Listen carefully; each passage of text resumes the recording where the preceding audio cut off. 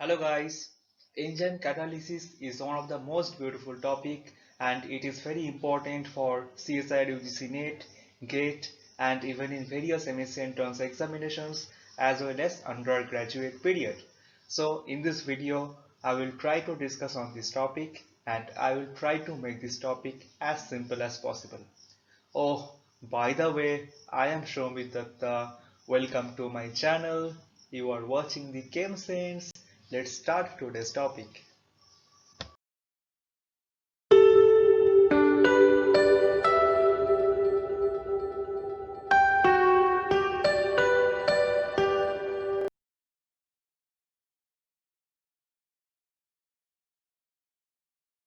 तो गाइस पहले वाला जो पार्ट है वीडियो का एंजाइम कैटालिसिस पार्ट वन, उस वीडियो में हम लोग कैटालिटिक एफिशिएंसी तक डिस्कस कर लिए थे एंड इस वीडियो में हम लोग सिर्फ प्लॉट्स के बारे में डिस्कस करेंगे बिकॉज अगर ये जो तीन टॉपिक मतलब रिमेनिंग है उसको अगर एक वीडियो में हम डिस्कस करेंगे तो वीडियो बहुत लेंथी हो जाएगा।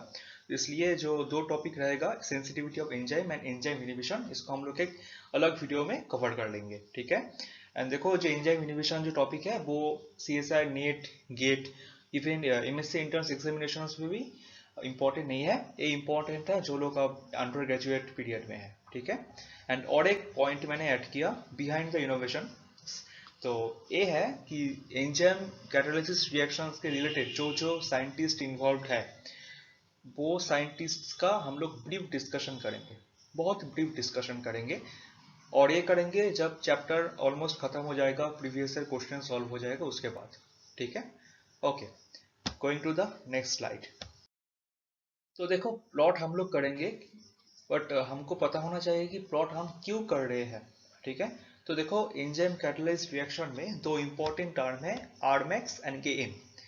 देखो आरमैक्स है मैक्सिमम रेट एंड Km है माइकलिस मेंटेन कांस्टेंट। अब हमको पता है कि कैटालिटिक एफिशिएंसी जो होता है वो है K2/Km। तो अगर हम लोग आरमैक्स और Km को पता कर ले तो ऑलरेडी हमको Km तो पता चल रहा है and R max equal to K2 into E naught. E naught का कॉन्सेंट्रेशन डिफाइंड है, वो हम जानते हैं कि कितने कॉन्सेंट्रेशन का हम लोग एंजाइम इनिशियली लिए थे एंड सो वहाँ से हम लोग K2 निकाल लेंगे, तो K2/Km से हम लोग कैटालिटिक एफिशिएंसी निकाल लेंगे। तो जो तो बेसिक टर्म है आरमैक्स एंड Km, ठीक है, ये हम लोग प्लॉट के माध्यम से इवेलुएट करेंगे। तो देखो हम लोग डिफरेंट काइंड ऑफ प्लॉट्स के बारे में डिस्कस करेंगे, ठीक है। तो हम एक प्लॉट को देखेंगे एंड उस प्लॉट का जो डिसएडवांटेज है वो डिसएडवांटेज को सॉल्व करने को ट्राई करेंगे, ठीक है। तो पहले वाला जो प्लॉट था वो था माइकलिस मेंटेन प्लॉट, ठीक है। वो है R वर्सेस S0 और S0, ठीक है। ये 1913 में पब्लिश किया था। उसके बाद आता है लाइनवीवर बार्ट प्लॉट, ठीक है। वो है 1/R वर्सेस 1/S0, ये 1934 में। उसके बाद आता है एडी हॉफ्स्टी प्लॉट, ये होता है R/S0 वर्सेस R, ये 1942 में, ठीक है। उसके बाद आता है हैंस वुल्फ प्लॉट, ये होता है S0/R वर्सेस S0, ये 1957 में डिस्कवर हुआ था एंड ये लेटेस्ट है, उसके बाद कोई काम नहीं हुआ। एंड देखो जो Wolf Eadie Augustinsson's Hofstee plot है, a plot and Eadie Hofstee plot same है, तो ठीक है। तो ये जो दो प्लॉट है इसमें थोड़ा मतलब मैंने इंटरनेट में बहुत सर्च किया, ये क्लियर नहीं है, ठीक है। ये लोग कौन थे, ये लोगों का इंफॉर्मेशन इंटरनेट में अवेलेबल नहीं है, मुझे नहीं पता क्यों है बट अवेलेबल नहीं है, ठीक है। But Eadie Hofstee plot and Eadie Augustinsson plot ये दोनों सेम है। और उसके बाद आता है एडी स्केटचर्ड प्लॉट, ये plot proper enzyme catalysis reaction का नहीं है, ये है एंजाइम इनहिबिशन रिएक्शन का, ये हम लोग बाद में डिस्कस करेंगे। ओके, तो इस वीडियो में हम लोग सिर्फ Michaelis Menten plot and Lineweaver plot को डिटेल्स में समझेंगे, ठीक है। Okay, going to the next slide. तो देखो इस स्लाइड को हम अगर बहुत अच्छे से समझ लेते हैं तो बहुत ही आसान है एंजाइम कैटालिसिस रिएक्शन को विजुअलाइज करना और बाकी सारे जो प्लॉट है उसको मतलब करना, ठीक है। तो देखो स्टार्ट करते हैं। तो देखो माइकलिस मेंटेन प्लॉट, ये प्लॉट है R वर्सेस S0 और S0। तो मदर जो इक्वेशन होगा हम लोग सब जो मतलब प्लॉट करेंगे लाइनोवर बार्ट प्लॉट, ठीक है, एडी हॉफ्स्टी प्लॉट, उसका mother equation Michaelis Menten equation ही होगा एंड उसको हम लोग अलग तरीके से रीअरेंज करेंगे, ठीक है। तो पहले देखते हैं माइकलिस मेंटेन इक्वेशन। तो देखो माइकलिस मेंटेन इक्वेशन है R equal to are max S zero divided by S zero plus K M. तो देखो ऊपर में भी एस जीरो है एंड मतलब न्यूमिनेटर में भी एस जीरो टर्म है एंड डिनोमिनेटर में भी एस जीरो टर्म है। तो हम लोग जस्ट देख के बता नहीं सकते हैं कि कर्व का नेचर क्या होगा और प्लॉट का नेचर क्या होगा। ठीक है, तो मैंने वो ही लिखा है, numerator and denominator both are having the term s zero, so it is very difficult to predict the nature of the curve from equation. Now we will take some cases and observe the nature of the plot. So हम लोग कुछ cases देखेंगे and उसके बाद हम लोग all the जो मतलब जो केस हम देखेंगे उसको कॉम्बाइन करेंगे एंड एक कर्व हम लोग देखेंगे कैसे आता है। ठीक है, तो पहले देखते हैं केस नंबर 1। देखो समझ लेते हैं कि जो सबसेट का कॉन्सेंट्रेशन है वो बहुत बहुत कम है इन कंपैरिजन टू के। तो देखो यहाँ पे जो इक्वेशन है डिनोमिनेटर में टर्म है S zero plus K M. तो अगर एस जीरो बहुत कम है तो S zero plus K M को हम लिख सकते हैं के एम। तो ठीक है, तो इक्वेशन है R equal to are max six zero divided by K M. ठीक है, तो देखो R max equal to what, R max equal to के टू इंटू ई नॉट। ठीक है, तो आर इक्वल टू के two into S naught into E naught divided by K. तो प्लॉट हम कर रहे हैं a R versus S naught. तो क्या इस इक्वेशन में हम लोग क्या देख पा रहे हैं, R is proportional to S zero to the power one. तो क्या है, आर वर्सेस एस का जो प्लॉट है और आर वर्सेस एस जीरो का जो प्लॉट है वो एक फर्स्ट ऑर्डर रिएक्शन है एंड ये जो प्लॉट है like you know that it's a y equal to mx type of plot. That means it is a straight line passing through the origin. ठीक है, हम कर्व में लेटर फेज में आते हैं, हम पहले केस डिफाइन कर लेते हैं। देखो नेक्स्ट केस है, अगर एस जीरो बहुत बहुत ज्यादा है इन कंपेरिजन टू के, मतलब इनिशियली एस जीरो बहुत ज्यादा है, तो क्या होगा, S zero plus K M को हम लिख सकते हैं एस जीरो। तो ठीक है, तो इस इक्वेशन से देखो अगर S zero plus K M को हम लोग एस जीरो लिखते हैं तो ठीक है, तो एस जीरो कैंसिल आउट हो जाएगा। So r equal to are max that is equal to के टू इंटू ई नॉट। तो हम लोग क्या देख रहे हैं, हम लोग आर वर्सेस एस जीरो का प्लॉट में इस इक्वेशन में एस जीरो का कोई टर्म ही नहीं है, मतलब S zero to the power zero that is zero order. तो ठीक है, तो दोनों एक्सट्रीम में क्या हो रहा है, देखो जब इनिशियली सबसेट बहुत ज्यादा है, ठीक है ठीक है, केस नंबर 2 सबसेट बहुत ज्यादा है तब रिएक्शन है जीरो ऑर्डर एंड अगर एस जीरो बहुत बहुत कम है तब रिएक्शन है फास्ट ऑर्डर। और एक केस देख लेते हैं इंटरमीडिएट में, अगर एस जीरो इक्वल टू के एम, एस जीरो और के एम दोनों सेम हो जाए मैग्नीट्यूड में, तो क्या होगा, तो S zero plus K M को हम लोग लिख सकते हैं S zero plus S zero equal to two S zero, right. And इस इक्वेशन से हम लोग देखेंगे R max S zero divided by two S zero, तो एस जीरो कैंसिल हो जाएगा, तो आर इक्वल टू आएगा आर मैक्स बाई टू। ठीक है, तो यहाँ से हम लोग देख सकते हैं एक इंपॉर्टेंट पॉइंट जो माइकलिस मेंटेन कांस्टेंट हम लोग पहले वीडियो में डिस्कस किए थे। सो माइकलिस मेंटेन कांस्टेंट को हम एक और तरीके से भी डिफाइन कर सकते हैं, वो है Km is the substrate concentration which gives half of the max velocity. ठीक है, देखो अगर A zero equal to Km होता है, मतलब सबसेट कॉन्सेंट्रेशन अगर Km का इक्वल है, तो क्या है, rate equal to are max by two. Are max क्या होता है, मैक्स वेलोसिटी। तो ठीक है, तो अगर Km है कॉन्सेंट्रेशन, तो जो रेट होता है मैक्सिमम रेट का हाफ। ठीक है, तो Km is a substrate concentration which gives half of the max velocity. अब हम लोग कर्व देख रहे हैं, देखो इनिशियली बहुत सबस्ट्रेट है, तो इनिशियली हम लोग देख रहे हैं कि initially R is proportional to A zero to the power zero that is zero order. तो देखो ये जीरो ऑर्डर रिएक्शन है, ठीक है, ये जीरो ऑर्डर रिएक्शन है। और जब सबसेट कॉन्सेंट्रेशन बहुत बहुत कम है तो फर्स्ट ऑर्डर रिएक्शन है, ठीक है, straight line passing through the origin. And जो इंटरमीडिएट वाला जो पार्ट होगा, इंटरमीडिएट वाला पार्ट क्या होगा, फ्रैक्शनल ऑर्डर होगा। ठीक है, तो जीरो ऑर्डर से फ्रैक्शनल ऑर्डर होगा एंड उसके बाद फर्स्ट ऑर्डर होगा। ठीक है, ये है nature of the plot. And एक स्पेशल कॉन्सेंट्रेशन में, मतलब जब एस जीरो के एम का इक्वल हो जाएगा तब वो, ठीक है, एस जीरो के एम का इक्वल हो जाएगा तब वो आर मैक्स बाई टू होगा। ठीक है, वो जो मैक्सिमम वेलोसिटी है उसका हाफ वैल्यू देगा। तो ठीक है, तो K M is a substrate concentration which gives half of the max velocity. So conclusion क्या आता है, तो so initially when substrate concentration is high then the rate will be independent of S। तो ठीक है, तो जब सबसे बहुत ज्यादा है तो हम देख रहे हैं कि यहाँ पे A0 का कोई टर्म ही नहीं है, ठीक है। तो क्या है, ये सब कॉन्सेंट्रेशन जो भी हो कोई फर्क नहीं पड़ेगा, ये जीरो ऑर्डर रिएक्शन होगा, ठीक है।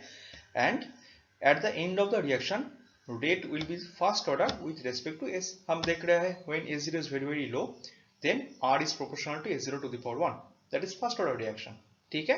and in between two extremes the order of the reaction will be fractional, ठीक है। the order of the reaction will be fractional, तो इस ये जो फेज है, ये फेज में रिएक्शन का ऑर्डर होगा फ्रैक्शनल, ठीक है।